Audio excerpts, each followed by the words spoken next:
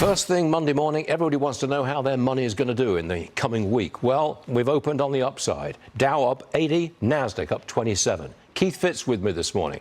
I don't understand this, Keith. You really don't like Google, do you? What's so bad about it? Oh my goodness, I do not. It was a great company for a long time, but you know what, Stuart, this reminds me of Intel's fall for grace. I think Pichai is a manager, not an innovator. He needs to go, actually, and this is a very controversial, unpopular statement, but in my opinion, he's lost the ability to innovate, Stuart. What do you mean, lost the ability to innovate? Why is Google just the same old company that it's always been?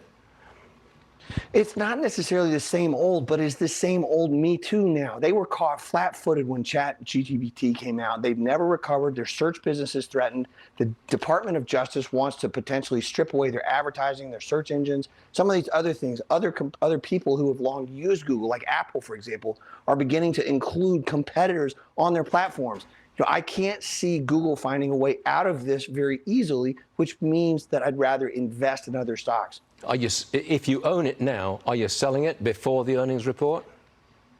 I do not own it now and have not owned it for a very long time because I've preferred stocks like Palantir and Apple and some of these other names we talk about frequently.